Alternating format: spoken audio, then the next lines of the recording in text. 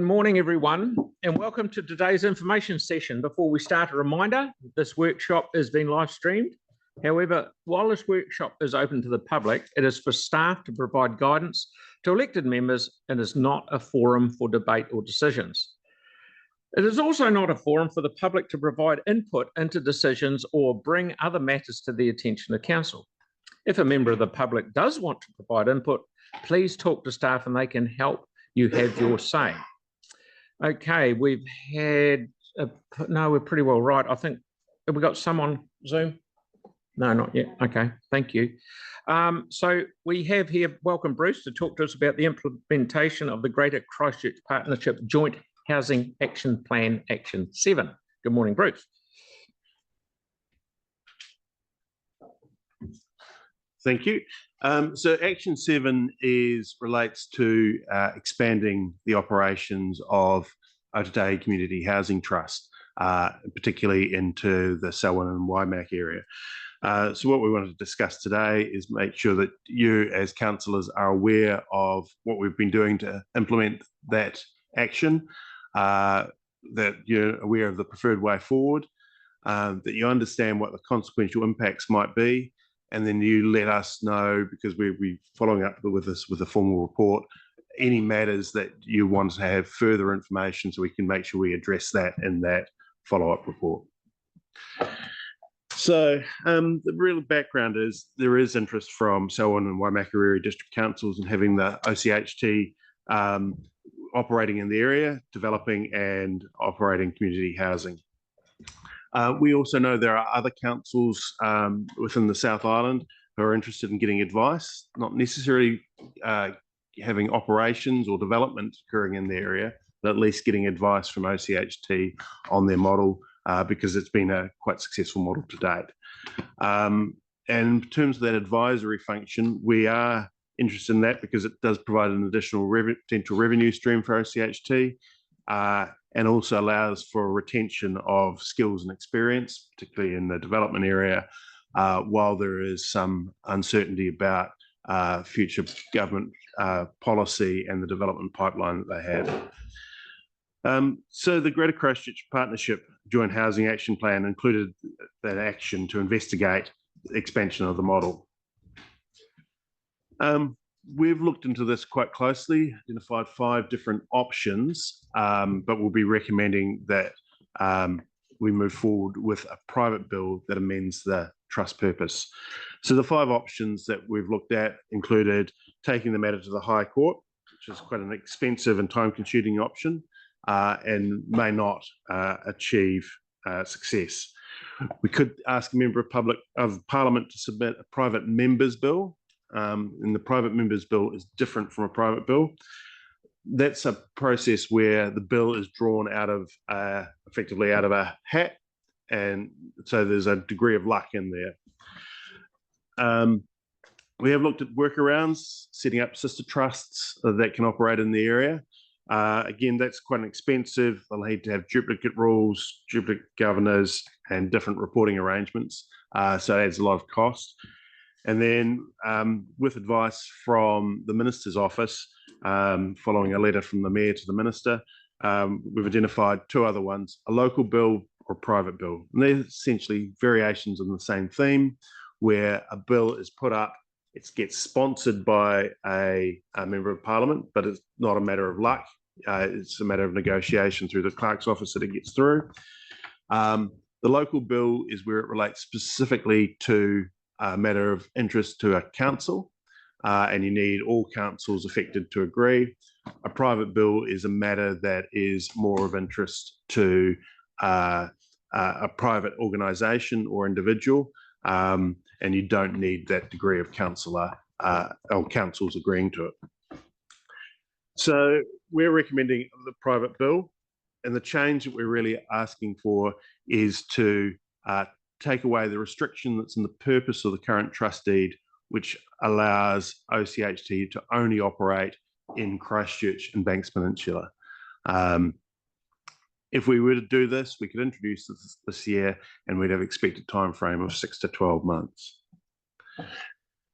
So What I'm interested in and would appreciate your views, and I'll go through all of these, and if you can give your views at the end, just the geographic scope. So we could limit it to just Selwyn and Waimak, which is the first one. We could say define it to the South Island area, or we could not have that defined and really focus that the purpose should be about providing community housing services, including advice, development and operation. The staff recommendation and the OCHT recommendation would be we don't define that purpose, so it's not restricted by a geographical area. So that allows both for the operation within Christchurch and potentially Selwyn and Waimak, and that advisory function more widely. And as an example, both council staff and OCHT previously had provided advice on a cohort basis in terms of OCHT to Wellington City Council for the setup of their trust. So that type of function could continue. The other aspects we've looked at is the impact on Christchurch City Council and both the service delivery and finances. And we don't believe that there will be any impact from this on our operations. And the reason for that is there's already separation of finances. So OCHT runs a portfolio that they own, and they have a separate set of books relate to that compared to the finances for the properties they lease for us. So they report on that separately to us, and then have a consolidated reports for themselves as an organisation. We have prudential limits and other controls that will remain. They are set in the security documents that we have, and they'll have to be honoured across the whole business. So they can't, OCHT won't be in a position to go out and borrow heavily in other areas and affect their own financial viability because they've got controls related to their existing security and borrowing from us. And there's an extensive performance monitoring process that's put in place in terms of our lease, and that won't be affected by the changes to the trust purpose. So those are protected. There are some consequential matters we will need to think about, and they're purely related to Christchurch City Council.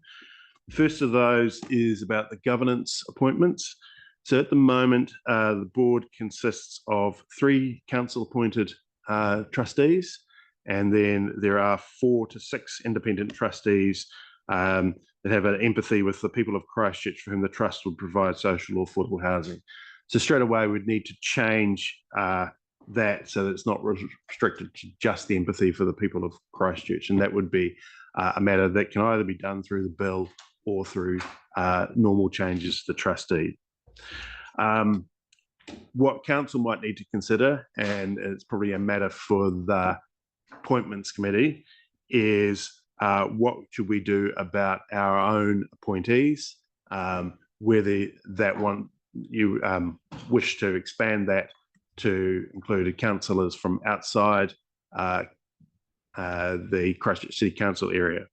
The main concern and main matter that needs to be considered there will be that we cannot make OCHT have more council-appointed trustees than independents, because that would then turn it to a CCO, and that would then affect its ability to access government subsidies, the IRS, and remain as a Class 1 social housing landlord.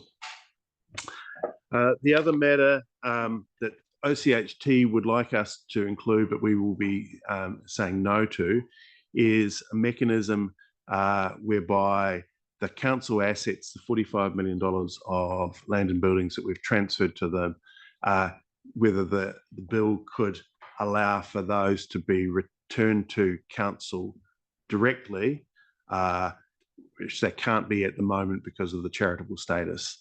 We've had our legal advice has indicated that this is the wrong mechanism to do that.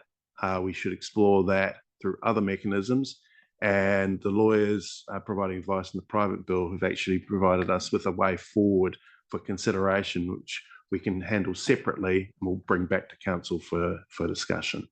So that's just a matter really to bring to your attention that may be of concern to the OCHT Trust, but it doesn't need to be dealt through with this mechanism, and we can find another mechanism to have further discussions about.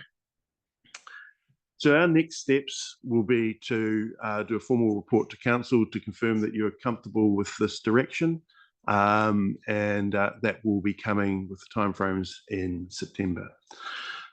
So I'm going to stop there and, subject to the agreement of the chair, open up for questions and views. Okay, first of all, we've got Pauline, then Sarah, then Jake. Yeah, thanks, Bruce. Just looking at governance and, board members from outside of Aotearoa, is that necessary? Because I think I see this as the Aotearoa Housing Trust remaining as Aotearoa Housing Trust, but with their reach being expanded.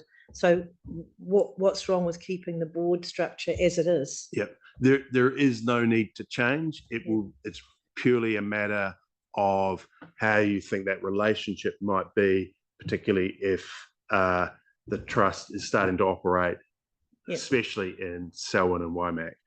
So that becomes really a question for governors to think about their relationship with governors in those council areas. Yeah. So it might be better just to stay with the status quo in the short term and address that issue later on if you had to. Yeah, and we don't need need to address it through the bill. No, and it's not something you have to address immediately, once the bill passes anyway, because it's not going to be a massive rush for untold social housing all over the show.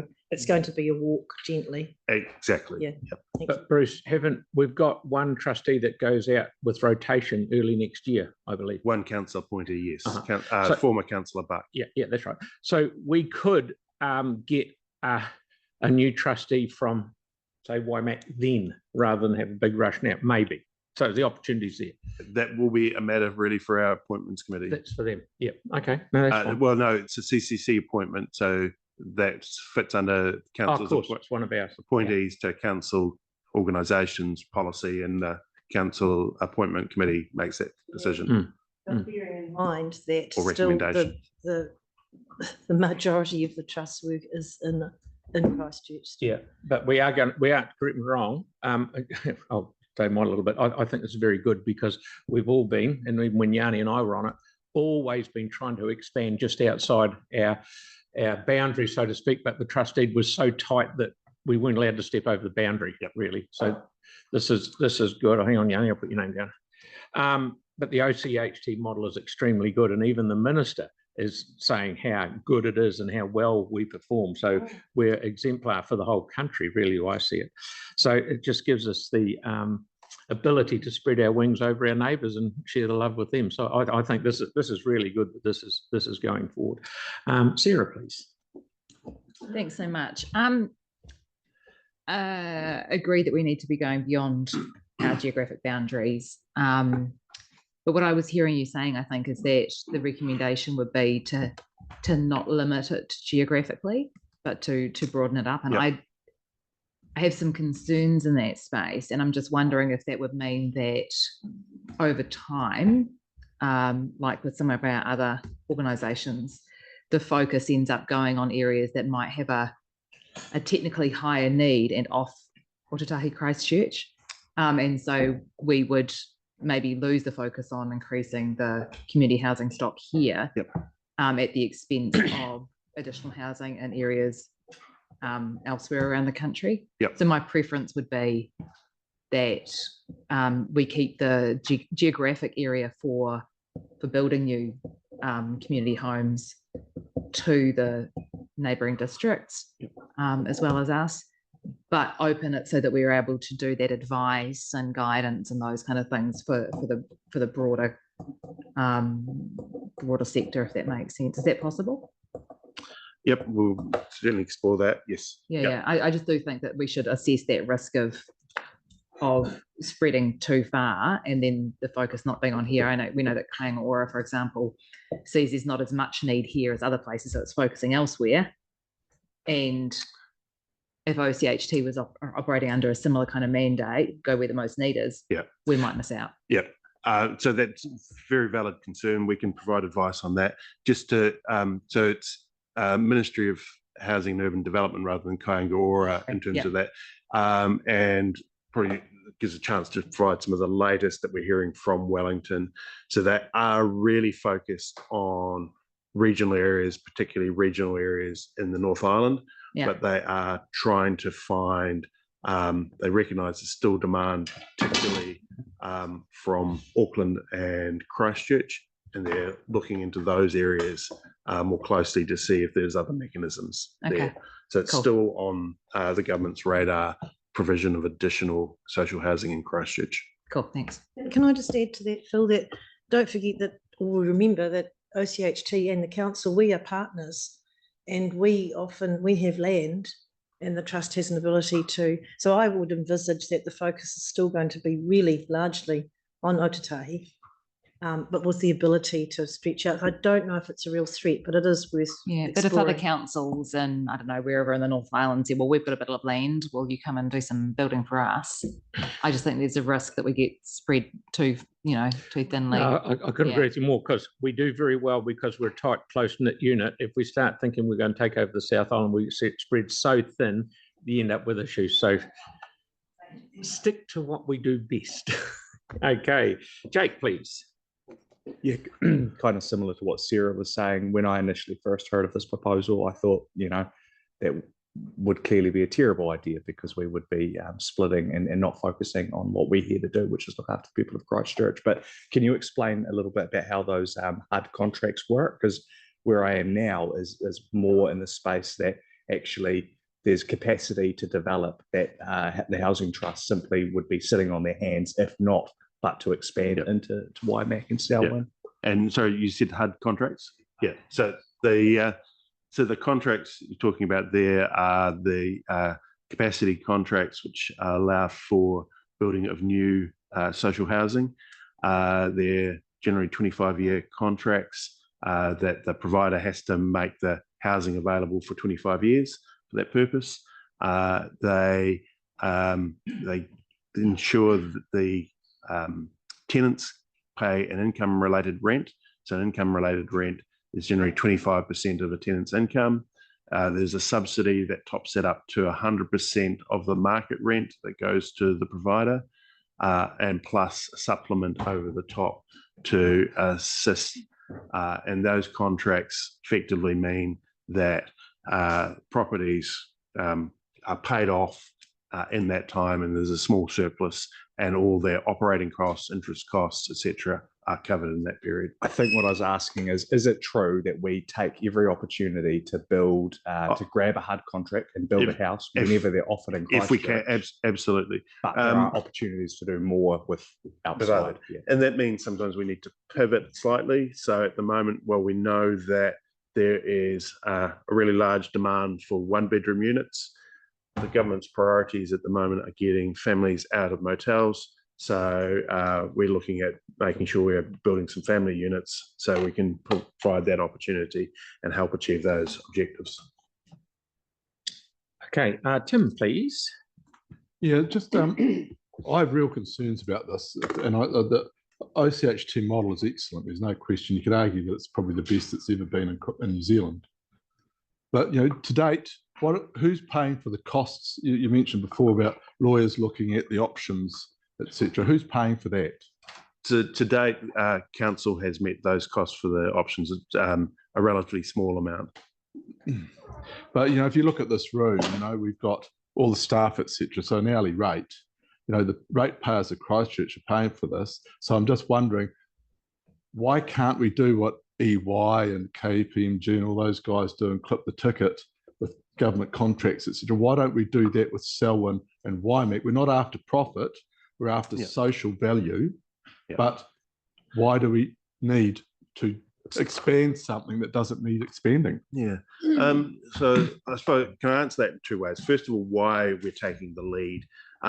We're taking the lead because we've got the most to lose out of this, and we want to make sure we don't lose from it. So that's why we're trying to hold the pen and make sure that Christchurch's interests are protected. In terms of whether there's potential for others to help pay for that, that's something we can explore through the Greater Christchurch Partnership and see whether there's mechanisms to get some of those additional, recover some of those costs and for them to contribute to that as a whole. So certainly happy to take that on board and raise that with the Greater Christchurch Partnership. What do you mean by most to lose? Because we are the ones who have the relationship already. We have the lease for our 1,900 odd units.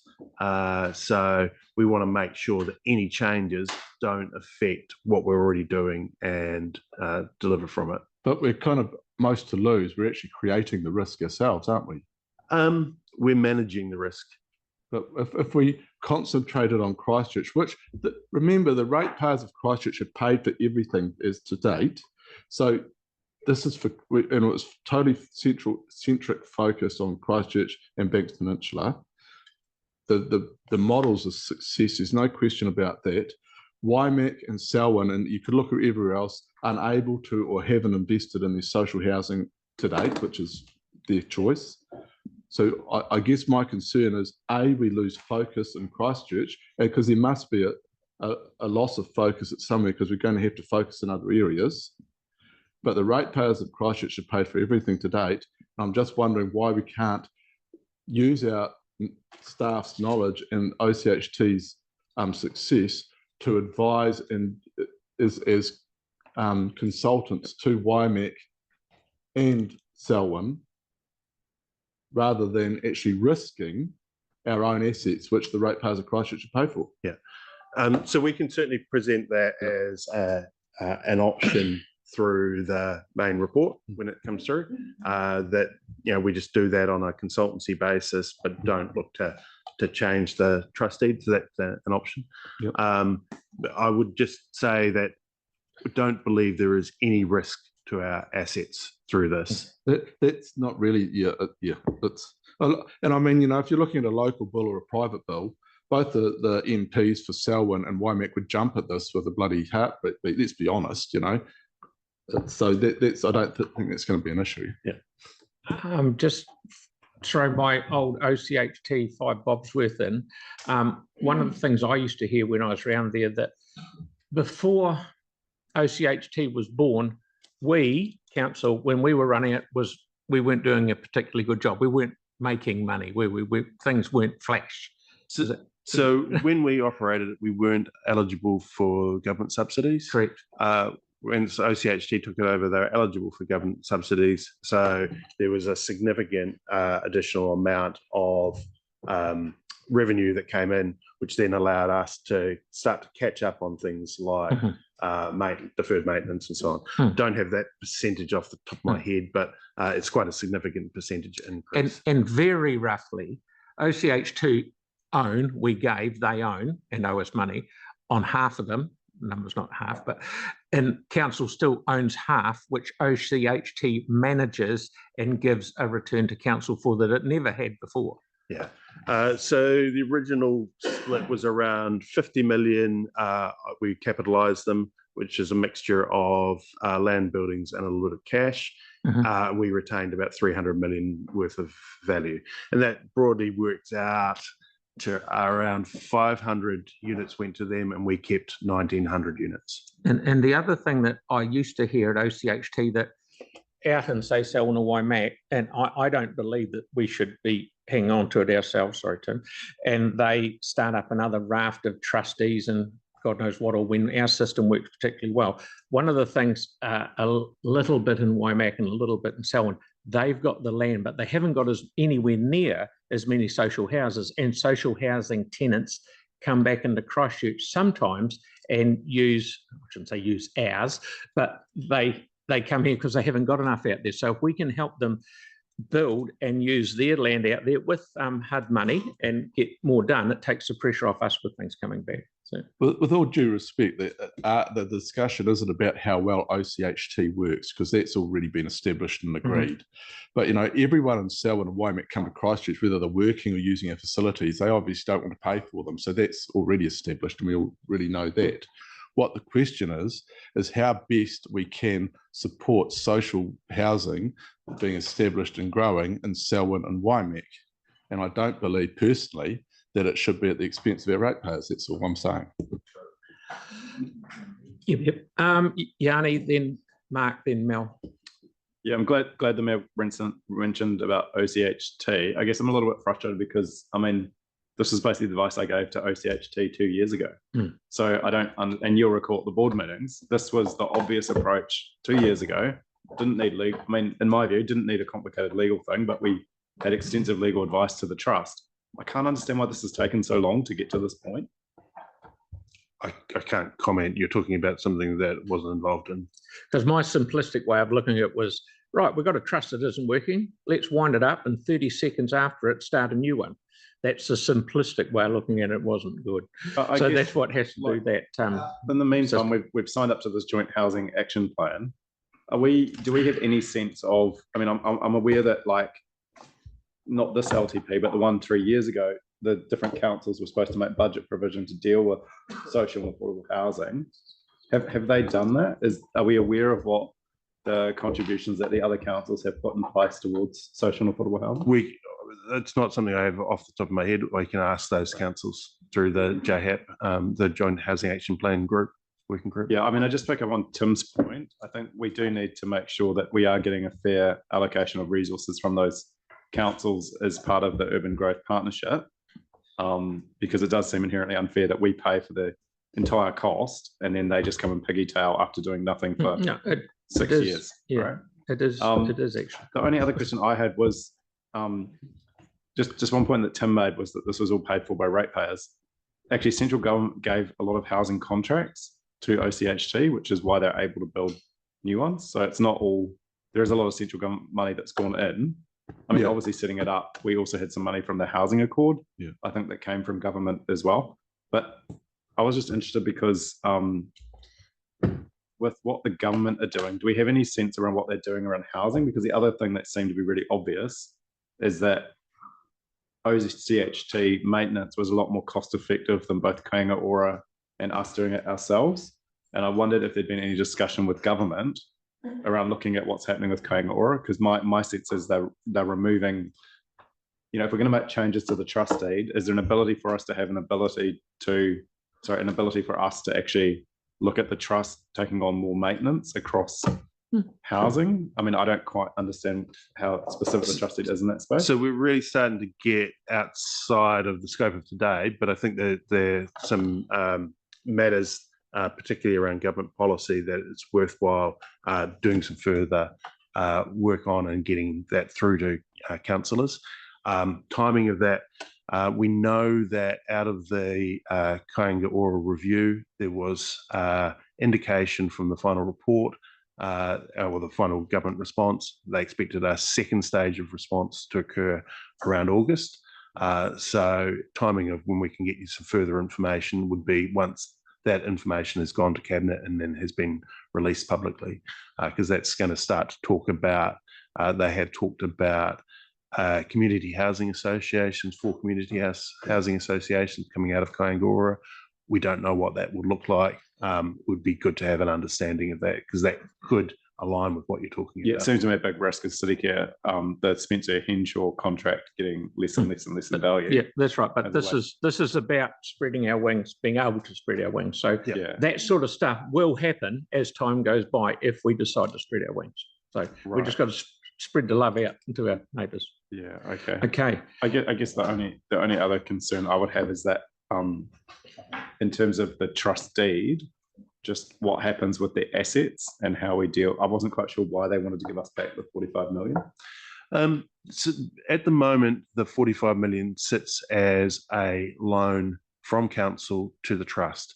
On our books, it's written down because the expectation is it would normally not be returned, only in the event that the OCHT became insolvent. So it's written down, but it sits on their books at value, and that means it affects their prudential ratios and their ability to borrow for further developments. So they've got a constant interest in finding a way to remove that liability from their books.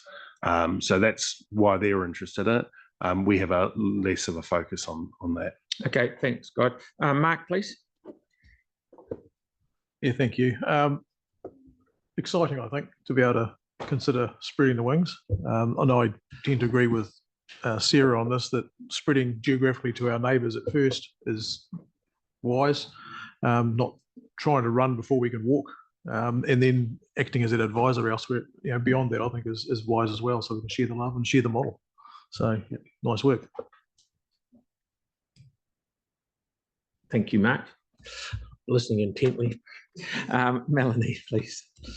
So what's the advantage to Christchurch for this, if this was to go ahead and be expanded? I suspect that the primary advantages relate to our relationship with our neighbours. Right, okay. And is there an opinion from the board of OCHT around this? When I met with them last week, they were supportive of the direction. Okay. And with, because the tenants get support, right? So what covers the cost of that? How's that covered? How do you mean? Well, there's people that are employed, right, who help tenants, when they need it. What covers that cost? Yeah. So under the current arrangements, there is rent collected from tenants, and then there is subsidy that comes from the government. That then is effectively a portion is taken out for operation of OCHT, a proportion is taken out for maintenance, and a proportion is taken out for capital, and the residual comes to us. Right. So it's effectively the services is through the rent and the government subsidies. This is a rates neutral service, so there are no rates go from council back into this. In fact, we pay rates, and that's one of the big, with insurance, one of the big costs that affect our portfolio. So any developments that would be done outside of Christchurch would attract the same subsidy, and the model would be the same and costs would be the same. Was that right? What I'm wondering is, could there be any decrease in support for tenants if we were to expand, I guess? So for our tenants, no, because the controls sit outside of the trust deed. The controls on that and our expectations are sitting in our lease through with OCHT. If there is development in, say, Waimak or Selwyn, it could be under that HUD model that I described before for Councillor McClellan. And in that case, all those costs would be met through rents and subsidies.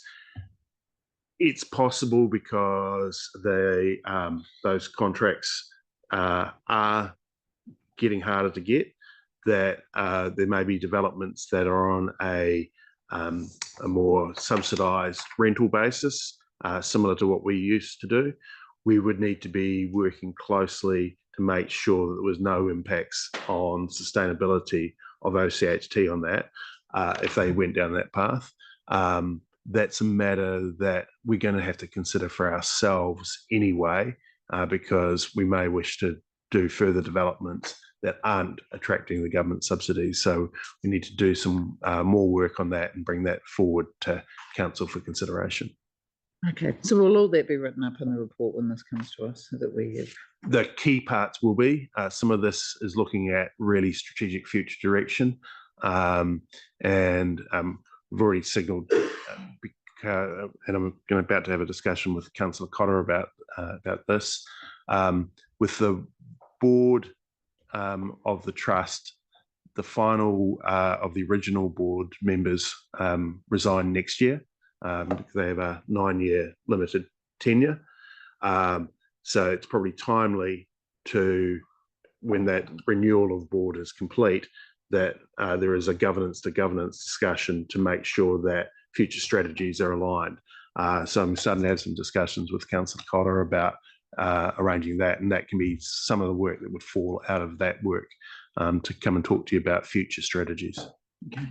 Okay, good. Thanks. Good questions, good answers. We've got Tyler and then we'll wrap it up, and because that gives you a direction on where we're thinking. Thank you, Tyler.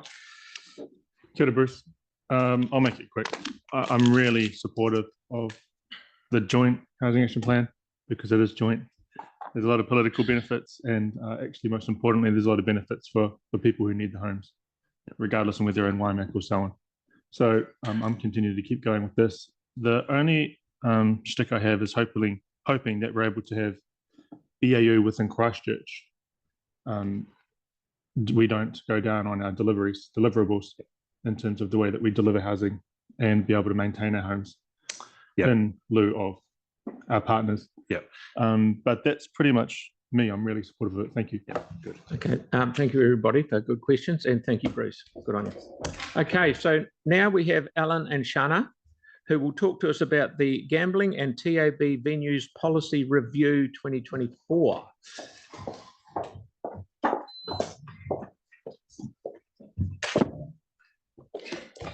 And then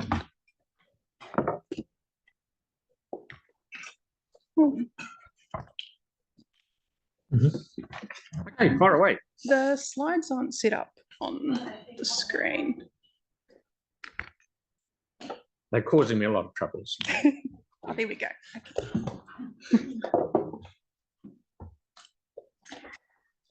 Kia ora koutou. In March, we briefed councillors on the review of the council's gambling and TAB venues policy. And at that information section, you requested for us to come back to kind of clarify council's role in gambling.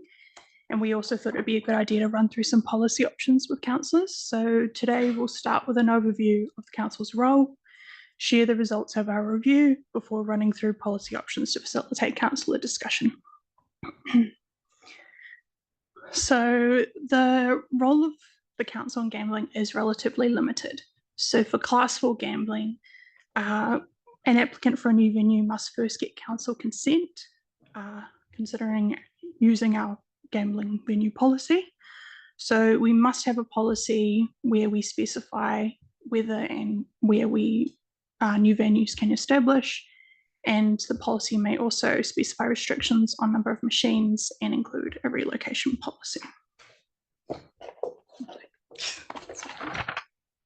For TABs, our role is also limited. Council consent is just required if TAB New Zealand proposes to establish a new venue. So again, we must have a policy. This is quite limited. It only applies to TAB stores and standalone TAB. And our policy must specify whether and where new venues can be established. So what's out of scope? So there's a lot of gambling issues that the council doesn't have a role in. We only, again, can decide whether to grant new consents for Class 4 or TAB venues. The Department of Internal Affairs is the primary regulator of gambling in New Zealand. It undertakes gambling licensing, compliance and enforcement functions. The Ministry of Health coordinates and funds problem gambling services, provides information on gambling harm, and develops strategic plans focused on preventing and minimising gambling harm in New Zealand. At the last information session, some councillors raised some concerns around online gambling. This feedback was reiterated by many gambling stakeholders. This is an emerging space. Except for TAB New Zealand and the Lotteries Commission, online gambling is not legal in New Zealand. Therefore, any other online gambling is through an overseas-based provider and not regulated in New Zealand. The Ministry of Health's latest strategy to prevent and minimise gambling harm reflects concerns relating to growing opportunities to gamble online, including those offered by overseas-based gambling operators. DIA is currently undertaking a review into online gambling in New Zealand. The outcome of this review is still to be released, although we do note this morning the Minister announced an approach to regulate online casinos, which will start in 2026.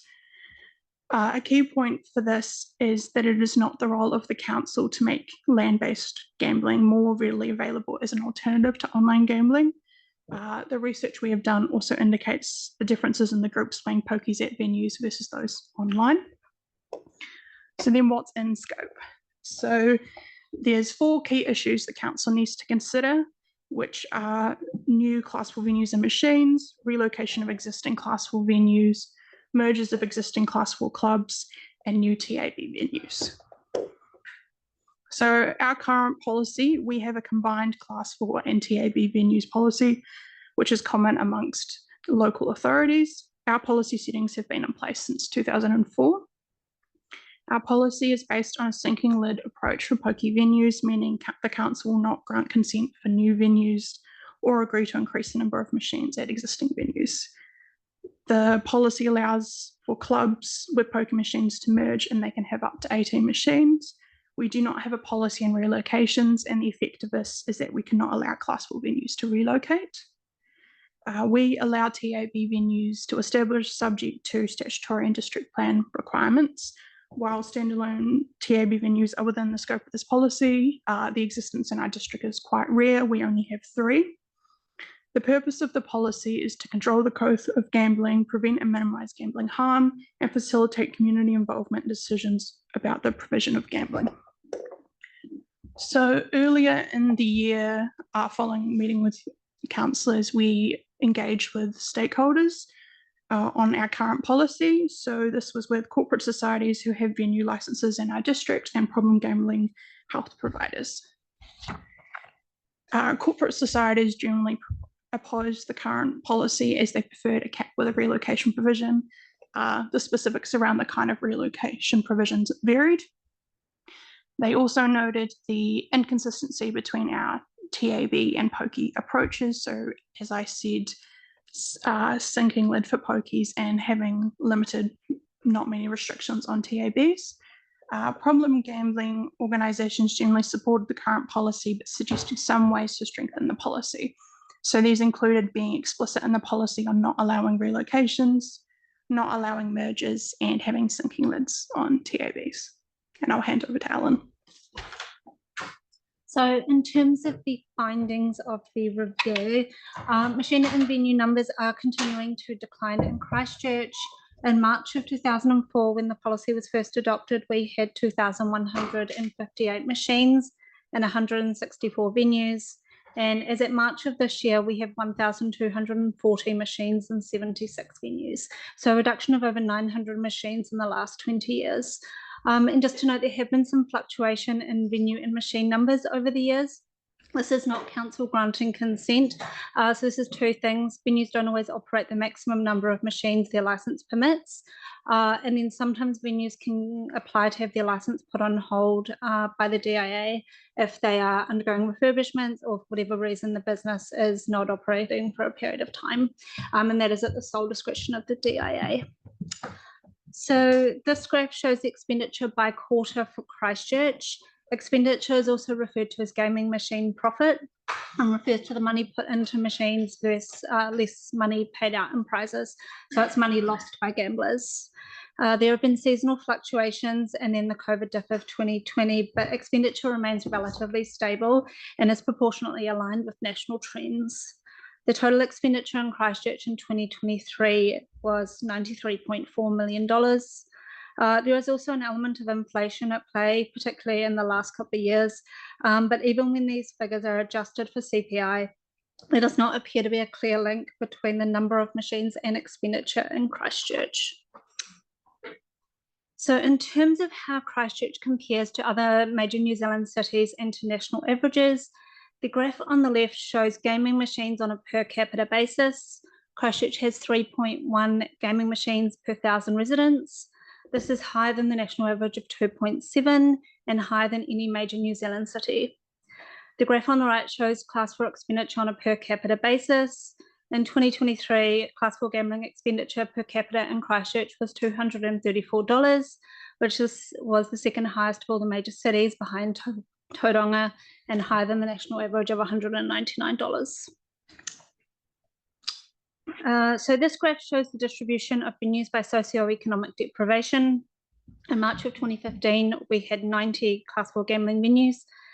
45 of those were located in medium, high and high deprivation communities, so 50% of all venues. And as at March of this year, of our 76 venues, 34 are located in medium, high and high deprivation communities, which is 44% of all venues. So this is trending downwards even without a relocation policy. And what we see here is that class 4 gambling venues are disproportionately located in areas of high socioeconomic deprivation, and this is reflected nationally as well. The national average is 60% of all venues. So on this metric, we are doing better than the national average. And this mapping just shows the spatial distribution of the gaming machines in Christchurch with the area unit deprivation. We do also have some data on how expenditure changes across the deprivation scores. This data was provided to us raw by DAA on the basis that it is not published in a way that identifies any venues. So we've presented this as average expenditure per venue across the deprivation scores. The key point here is there is not a linear trend line for expenditure. The data does not seem to indicate that moving venues into low deprivation communities would necessarily reduce expenditure. It would likely just move the harm into another community. And to note, we do believe deprivation 3 may be a bit of an outlier due to the number of machines several venues were operating in 2023. So in terms of people who are seeking assistance for problem gambling, in July 2022 and June of 2023, we had 508 clients in Christchurch assisted, with 253 of them never having accessed intervention services before. This accounts for 11.5% of all clients nationally, so we are overrepresented here, given that we're just under 8% of the population. Generally, over the last 10 years, client numbers have reflected national trends as well.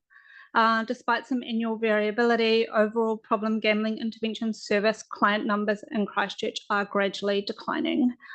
And in terms of what people are reporting as their primary mode of gambling, class 4 gambling is the most common at 49%, and this has been the case for a long time and reflects national trends as well. And in terms of TAB, 10% of clients reported this was their primary mode of gambling. So there is harm associated with TAB betting, but not to the same extent as other forms of gambling. And we note this includes all kinds of TAB, not just standalone TAB venues. So you've been provided with a social impact assessment as part of the briefing material for today. But just to recap on the findings, so class 4 gaming venue and machine numbers are declining. We have more pokie machines per venue and more machines per head of population than the national average. Class 4 expenditure remains relatively steady.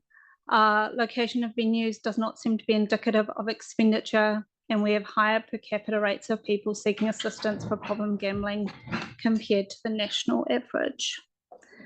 And under legislation, 40% of all gambling expenditure is required to be returned to the community by way of grants.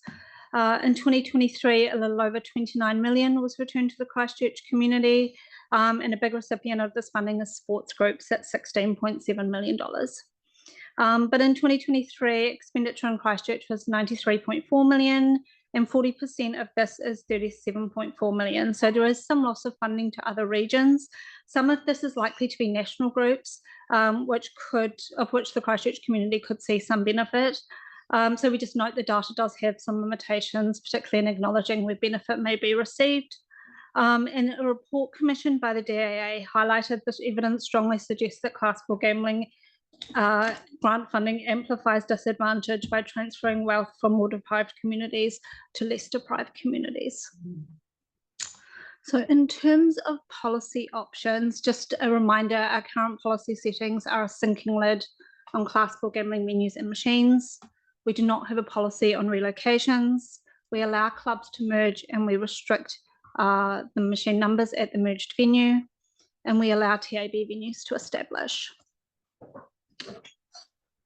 So the first question of will the council grant consent for new class 4 venues in the district is really the crux of the council's policy.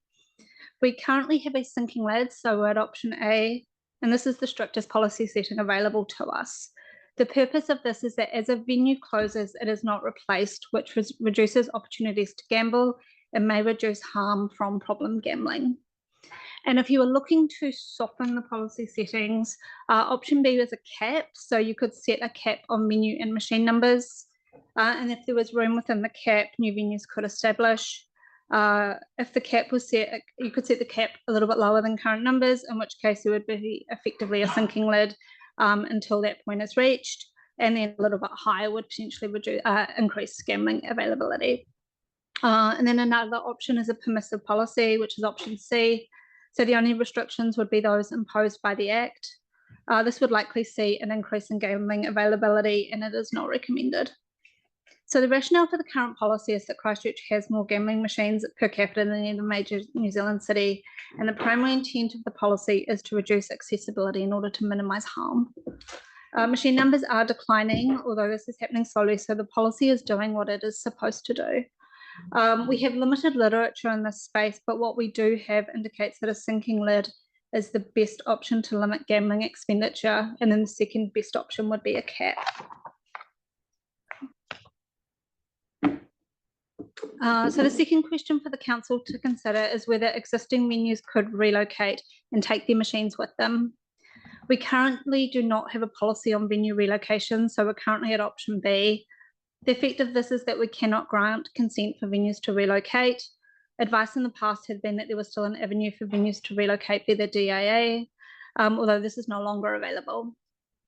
We could add a provision that the council will not allow venues to relocate. This would provide clarity for venues and for the public.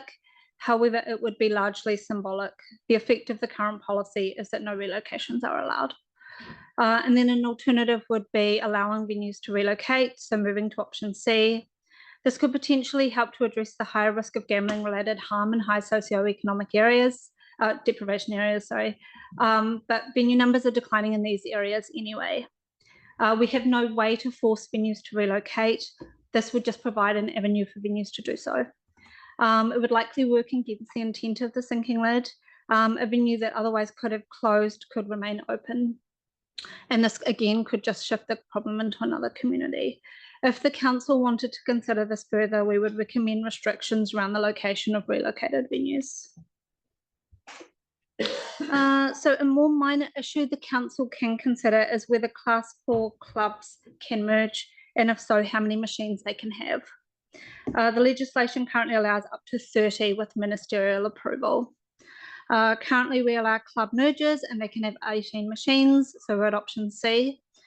We can't find any record of clubs having merged since the policy was adopted though. Currently, there are 7 clubs in the district. 6 are licensed to have 18 machines. So even if 2 merged, it would result in 1 venue closing and between 12 and 18 machines being taken out of circulation. But our policy is considered one of the softer options by the problem gambling sector. Another option is option B, which would be to retain club mergers but further limit the number of machines at a merged venue. But again, we have no record of clubs having merged in the past. And then if council was looking to strengthen the policy, you could move to option A, which is to have no club mergers. So you would essentially have a sinking lid, a blanket sinking lid with no exceptions. Again, the impact of this is likely to be minimal. And then if you wanted to further lessen the restrictions on this policy, you can move to option D, which is to allow club mergers with no machine restrictions, other than those set by the Act and the Minister, or you could pick a number that's greater than 18 but fewer than 30. But to go back to the intent of the policy, reducing problem gambling harm by reducing accessibility, this option could likely increase the number of machines in any community because all the current clubs are in different parts of the city. And then the final question is whether TAB venues are allowed to establish in the district. We currently allow TAB venues to establish, so we're at option C, but there has not been an increase in venue numbers in the last 20 years. Since the policy was first adopted, we've gone from 10 venues to 3. We have granted consent for TAB venues in the past though. And if you were looking to strengthen the policy settings a little bit, you could move to option B, which is to put a cap on venue numbers. Would likely have little impact. Standalone is not a preferred outlet for TAB. They're focused on pub and kiosk TABs and in particular the online space. Policy changes are unlikely to have any impact on standalone. And then the strictest policy setting is option A, which is a sinking lid on TAB venues. Potentially could help reduce the impact of problem gambling associated with TAB services, but again has no impact on the establishment of other TAB in the district.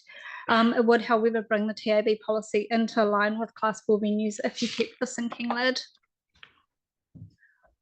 And as just mentioned, if council is to proceed with an option to allow for new or relocated venues, we would recommend including restrictions around where the new venues can go. And this could be in conjunction with the social impact assessment completed at the time of application. So one way you could do this is to set restrictions on the proximity to sensitive sites, including early childhood education centres, schools, places of worship, marae, and other community facilities. You could also set limit on the geographical concentration of venues and machine numbers. So you could say venues cannot be within 200 metres of each other. Another restriction is you could put limits of machine and venue numbers by area or ward. And then you could also restrict venue locations based on deprivation. So no venues may relocate or establish in areas with medium, high or high deprivation scores.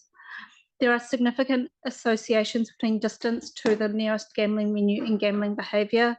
A lot of the data talks about proximity in kilometres, neighbourhood or area more generally. So these settings would help to limit harm, but we think potentially not in significant ways. So this policy has remained unchanged since it was first adopted in 2004. The age of the policy means it could really do with a tidy up to reflect new legislation and terminology, but it can't be done without a special consultative procedure. The policy would also benefit from a general tidy up to enhance the readability of the policy and include things like a definition section. We note the council last formally sought the views of this policy in 2006. Reviews since then have primarily sought the views of stakeholders only. The legislation that enabled councils to consider relocation policies wasn't enacted until 2013, so we've never consulted the community on this. The time since the last SCP has been a source of criticism in past reviews. So while the policy settings are relatively appropriate and the ways in which the policy could be strengthened are minor, we think it is a good opportunity to refresh the drafting of the policy and to reconfirm community views on our policy settings. So the next steps will depend on what council wants to do. A rollover of the policy would not require further consultation, but any option that proposes changes to the policy, even drafting changes, will require an SCP. If the recommendation is that the policy is rolled over for a further 3 years, we'll bring up a report to council for adoption. And if the recommendation is that we make changes to the policy, a report will go to council to agree to go out for consultation on the revised policy. Consultation on any changes must be undertaken in accordance with the SCP requirements of the LGA. And then following a hearings panel, a report will be presented to the council for adoption. At this stage, we are after some direction from council on what you would like us to do and what kind of report you would like us to bring you in September. Ooh. You haven't been sitting around doing nothing for the last couple of months, have you? Okay, got a number of questions. Thank you. Jake, please, then Pauline. Highest, did you say highest machine use, highest machine numbers per anywhere in the country? How did that situation occur? So our machines, the machines that we have are what we've had since 2004 when we first adopted a sinking lid. Mm-hmm. So I don't know why we continue to have such high per capita numbers, given our sinking lid has been in place for so long. So it's not really clear why those numbers are stubbornly high, and that trend has been like that for a very long time. Because initially when I was looking at it, and it said that our machines were also the most profitable anywhere in the country, I thought that'll be because we have the lowest per capita, but then that's not the case. So why are they then the most profitable if they're also the most numerous? Do you know? I know it's maybe. I'm not sure why. Yeah, I'm not sure why our per capita spend is so high either. We technically have the strongest policy settings available, but and for a long time our role in gambling is very limited, and so problem gambling is a much bigger issue than just what our council can control, and a lot of this responsibility is sent to central government. Right. So and maybe just that we're very enthusiastic about pokies. Thank you. Okay, Pauline. Thank you. I was wondering if it was because we once had a lot of working men's clubs, didn't we, with, big booze barns, you know, like Green Road and Mackenzie's and all that, with lots of pokies in, so I don't know. Do we have any evidence to tell us what the risk is that if people cannot access a gambling machine or a TAB, that they then move online? Because that could be seen as a bit of a risk. We don't know enough about how people are using online gambling, and we only have anecdotal information from the problem gambling sector. And what they've told us is that there seems to be different sets of people who are using online gambling services versus those who are playing pokies on in land-based venues. So there doesn't seem to be a crossover, but we are still waiting on further information from DIA. But with respect to TAB, it does seem that they are intentionally moving people into more online spaces. Yes, and I think with people becoming more digitally literate, if you like, that may increase. And because there's not so much visibility then with online, and nor is there as much that goes back into the community. Is that correct? So the online games, no, because they are overseas based providers. So the Minister for Internal Affairs announced this morning that there would be some licenses issued for online casino from 2026. We haven't seen any of that legislation yet. The announcement just came out this morning, and that will return some funds to the community and by way of taxes as well. But that's a different issue to this policy. Right. And so you've also said that the number of machines in high deprivation areas is actually declining anyway, naturally, and a number of pokies is also declining naturally. So our sinking lid is working. So my kind of question is, do we need to do this now? Because the council, and we've just done our LTP, we're squeezed as heck. Or could it wait till next year or the year after, in your view? So you could just roll it over if that is something that you wanted to do. This is your decision. We do have to review it every 3 years, but the review is complete. So we could just bring a report to council in September to roll it over, and then we'll come back to you in 3 years. Well, we wouldn't have to roll it over for 3 years, would we? We could look at it again after we've gone over the bump, in 2 years maybe. Is that correct? Yeah, we can review it earlier. If you wanted to get it out of the LTP cycle, we could bring it back in 2026 or something like that. Yeah, I mean, I know there's some things in there that need to be fixed up, and there's a couple of things that could be tweaked, and there's opportunity. But my question to you was, do you consider this urgent that needs to be done? No, it's not urgent. They are just minor okay. Thanks. Changes that would be made. Yeah. Thank you. Thank you very much. Aaron, please. Yeah, only worth doing if we're going to do something different. If we're not doing anything different, then don't do it, would be so a couple of bigger questions whether we can do is, how long do the current trusts rule over all of those machines? So is that just indefinite? Yes. So we only have a role when they request a new license, and then any ongoing compliance and regulatory work sits with the DIA. But once they've got those machines and the license to have those machines, as long as that license doesn't expire, they've got the machine. It's just forever. Yep. Okay. So then, do we ever have the power to say and pick a number, 10 years time, that all of them expire and the council will take them over and will become like a... No. Unless we had central government direction to do so, we can't do that. Okay, as that rules out that one. Then can we also, in the next big one, form our own trust, and then any new licenses become owned by the council and the community, and the money gets distributed through our Strengthening Communities Fund? So we don't have, so are you talking about like with the Invercargill licensing trust, how they have? Yeah, like other councils have, just for Jake. He's from Invercargill and doesn't remember. Okay, thank you very much for this enlightening question. Can we do it? So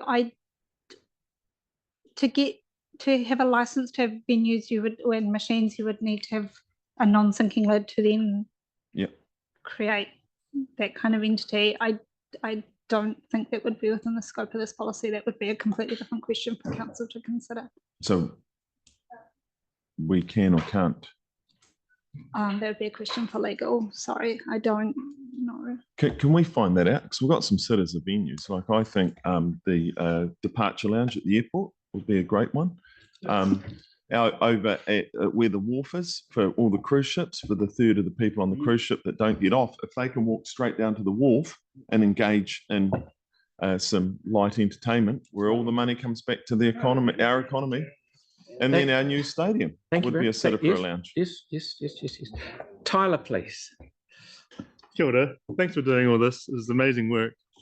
I'm just going to cut to the chase. I've been in this space for quite some time with the communities, and the real question is, in your work that you've done from back then to now, can you answer the simple question of why do you think our communities are gambling, just to get to the core issue of this policy? And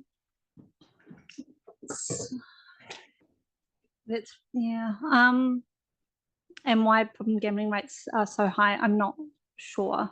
So we know that people gamble for addiction reasons and for other reasons. They like the social environment that a pokey venue gives them, particularly sort of older people. But yeah, it's an addiction issue. Cool. That is So the page, referring to page 15 of the presentation, which is the deprivation statistics through location, I'm not surprised by it at all. And the reason why I'm not surprised by it is because the serious gamblers who actually contribute to a lot to the community funds are actually called jackpot hunters. So what they do is they have a circuit of pokie machines that provide jackpots of $900 or more, and therefore they're addressing it. And usually the jackpots are in the more lower deprived area. Actually, the irony is a lot of it is in Pauline's ward. So they do a big circuit, and so that's why this statistic actually doesn't surprise me. The question I've got is around caps on jackpots, because the reason why they go in is high risk, high reward. What if we made it high risk, low reward?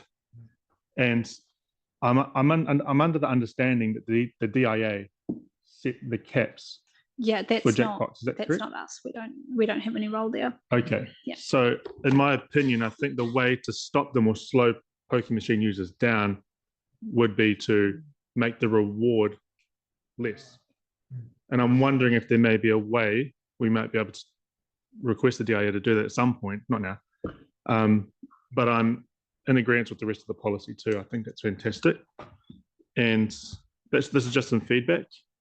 And also we don't get to manage the timing of the jackpot, right? So the way that the jackpot accumulates, that's So DIA also. we don't really have any role in how the machines function, and like we simply regulate consents, but in terms of how they work and that whole losses disguised as wins and that kind of thing, we don't have a role in it. It definitely would be central government. So Okay. We can certainly keep an eye out for consultations from the DIA and look for opportunities to advocate for stronger settings that help to minimise harm in our communities. But yeah, that role sits with DIA. Yeah, cool. Thank you so much. Okay, Timothy, then Andre. Yeah, look, I'd be supporting the status quo at the moment, because I think that what we don't really understand and comprehend is the amount of money going into the online gambling. And when you see people in their 30s in Australia and elsewhere suddenly billionaires, you can imagine how much money is going through without coming back to a community. So at least there's some money going back to communities. It's not a positive thing in the overall. And like you say, the hunting, the jackpots, etc. I think what would be the most productive for us as a community is for us to somehow kind of meet with DIA and raise our concerns and maybe look at some suggestions about trying to spread the harm and lowering it, because I just think that the what's happening with the online gambling is just out of control. And yeah, I kind of know a couple of guys that are involved in it, and it's just growing, and that's really the issue. Thank you. Okie dokie. Andre? Thank you. Obviously, doing this would require a lot of resource. What are the types of things that resource could be used for instead? Are there other policies that are also sort of due for reviewing? What would this be taking away from? If we weren't doing this, maybe my team leader could speak to this. So it'll enable us to bring forward other policy reviews on our work program. Alan is scheduled to get stuck into the significance and engagement policy review next. So that would be one, and we have a range of other policies, requests for review on our waiting list that we could bring forward. It's quite busy. Yeah, yep. There are always alternatives to any individual policy review. Cool. Thank you. Wonderful. Yep, Sarah, please. Thanks so much. I was on the last hearings panel last time we did this. I can't recall if we made any. I don't think we made any changes. I think they just sort of carried right through last time. Yeah, we've never made changes to this policy since it was first adopted. Yeah, and we did look at the relocation policy and those kind of things last time, and we decided it was best not to make the changes. Yes, there was a couple of submissions saying allow us to. Yeah, it's been looked at as part of past reviews. Okay. Since the Act was amended. So yeah, I mean, my opinion is let's just get a report saying let's roll it over. But I think at the same time we should maybe have a recommendation resolution in there that does ask us, that does get Phil or the council to write to the relevant minister asking for some legislative change on the total jackpot pool and those kind of things to help reduce harm. So if we had that as part of it, work out what things we could ask for that would reduce harm and make that part of just the resolutions, I think that would be really useful. Thanks. Thank you very much. Kelly, please. Yeah, thank you. Fascinating report. I'm really interested in the problem gamblers. Just in terms of the electronic machines, who basically polices that and polices the venues, and how rigorously do they do that? I'm sorry, could you repeat that? How rigorously are the venues policed, so to speak? Who does that, and how rigorously is it done? So the DAA changed the rules around host responsibility policies in 2023. So there's a bunch of harm minimisation things that the pokie venues are supposed to be doing. But what we understand is that the perceptions of compliances varies depending on who you ask. In the problem gambling sector, my understanding is they think that not enough is done to intervene when people are exhibiting signs of problem gambling behaviour. But again, this is a DIA issue. So we don't police it; it's policed by DIA. Do we have any sense of their resources down here to? So we have alcohol licensing inspectors who will go to pubs that have pokie machines in them, and if they have reason to suspect that there is a venue that's not acting outside their license, they would contact DIA, but that is their only role, is just to kind of notify. They don't have any regulatory or inspection role beyond the actual alcohol license. And do you have an idea of how many of those people are, how many licenses? No, we don't. Okay. Right, thanks. Thank you. Celeste, please. I'm interested in the sort of geographic concentration of the sort of gambling machines. Are you able to just talk about what changes you've seen? Because my understanding is for harmful gambling, it's the proximity to gambling machines that's one of the issues. So having them located in communities, especially high deprivation areas where So it's actually not just the number, it's the level of harm. And that itself is staying about the same. So you would just expand a bit on that? So yeah, venues are more heavily located and particularly in those sort of eastern suburbs. One of the issues that we do have with our policy is that most of our, or just with gambling and more generally in Christchurch, is most of our venues were licensed before 2001. So they have 18 machines versus having 9 machines. So our number of machines per venue is also higher, in addition to having venues more heavily located in high deprivation communities. But that is just the nature of the Gambling Act. And our policy settings don't allow us to address that. At a future date, depending on what the council decides to do, it actually would, it's not just the number of poker machines, but it's actually the concentration of them in proximity to communities that disproportionately are harmed by those activities that would be an issue, which I think is important for us to look at. Okay, thank you. Tyrone? We had 3. I just want to unpick this density thing a little bit more, if possible. So yes, I understand that we've got the highest number of machines per capita, but do we have the highest number of venues per capita? That's not quite the same thing, right? I don't know. I haven't done that calculation. Right, because in my experience, I spend a lot of time at the Littleton Club. I'm not a gambler myself, but there are a lot of people there who are. But what I observe is that there are like however many machines in there, but like most of the time, you know, there's only like 2 or 3 people. You know, they're not all. So I don't know if there's a direct relationship between adding more machines and more people gambling. Is that a conclusion that's been drawn at all? Research seems to indicate that there is a density issue with poker machines, and that the more available they are, then the more likely it is that someone has gambled within. Right. Sorry, but availability could be more yes, venues. But it could be. Yes, it could just be the venue itself that is also contributing to that harm. But a lot of research does talk about it in terms of machines, not in terms of venues. So some venues only have 9 machines versus having 18, and that's sort of limits that are set by the Act. And that's why council can have a policy that limits the number of machines a venue can have, if that is something that council wanted to do.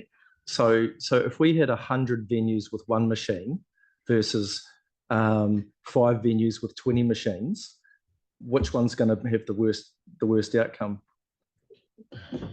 So probably the venues, because it's the accessibility, with proximity to other people. So okay, no, that's cool. And just and just in terms of the problem gambling thing, so we've got a higher percentage in Christchurch, so has the research drawn a direct relationship between numbers of machines and problem gambling? Because I noticed in the assessment it also said it's all self-reporting. So perhaps we're just better at like being more open about like reporting ourselves, or maybe we've got more services. It could be any of those things, right? So there's not a direct relationship between those two things. There doesn't seem to be a direct relationship between number of machines and expenditure, but research indicates within the literature that there is a relationship between number of machines and harm. Number of machines or number of machines. venues, right? Yes. Machines, okay. And just another one final question, just about TABs. Sorry, I sort of just don't quite understand. So if there was a new TAB, just that whole 200-metre rule within an ECE, for example, right? Is that's not an existing No, rule, in though, the is it? current policy, it's just within district plan requirements. Yeah. So wherever I think it's just the commercially zoned area, a TAB venue can establish. Okay, cool. Awesome. Thank you. Thank you. Now, we've got two questions left, and I'll just throw 5 cents in here. I think we're getting the impression that we should, as long as we've got an option in there, to status quo, and also maybe writing a letter to DIA about jackpot caps. We are running well over time, but we've got 2 more questions, one from Mel and then one from Yanni, and then we'll call it a day. Thank you. I was just wondering that graph about the expenditure from gaming machines, is that there's no data prior to 2015? On deprivation. The expenditure. Oh, yes. So we do have it, but it's not using the March quarter. So it's a different set of data. It would be interesting because there was quite a big change from 2004 in terms of the decrease in machines. Yes, so we do have that information and we can include that in the report to council. We have it going back to 2004. Right. Yes. Yeah. The other question I had, just with all the wording changes, tidy up definitions and stuff you said, can that stuff be changed without going? No. So we have to go through a special Yeah.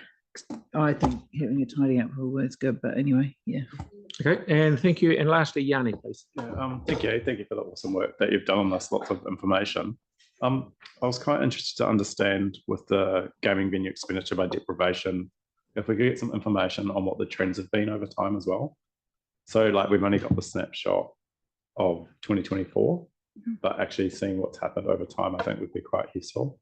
The other question I had was around, do we have an idea of the expenditure by venue and what the trends are? So we've heard a lot about geographic areas, socioeconomic areas of, deprivation.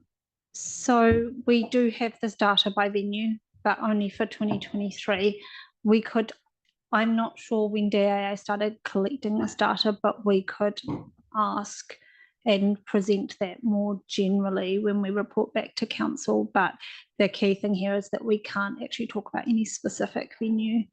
Right. Could you talk by ward or by, what's the lowest measurement of area that you could get data for that wouldn't? We only have this by deprivation. We don't have it by ward, although I suppose we could map it ourselves. It would just take a while. Time. Yeah, I guess I was really interested in seeing what the trends were rather than just a snapshot for a current year, because otherwise it's hard. You've done that for the other data, which is really good. And then the other question I had was in terms of the money going back into the community, again, do you have that by deprivation or by geographic area? We have it by community group. So it will be the information is provided based on what address they provide to the corporate society when they make the application. So we could work that out, but again, it would. Do we see, what in terms of the trends? Do we see any trends in terms of Christchurch around where the redistribution of the expenditure goes? So we do see the same groups are frequently receiving the big grant funding, so particularly like rugby groups and level groups. But also those bigger groups tend to be more regional groups as opposed to specific to a ward or a neighbourhood. Thank you very much. Now that's good. No, you're yawning. No, you're yawning. You're stretching. I shouldn't say. Thank you very much. My personal view is I'd like to see us start doing the same thing on vape shops, because I know not my favourite thing. But thank you for all the effort you've put in, and that concludes our workshops for today. Thank you very much.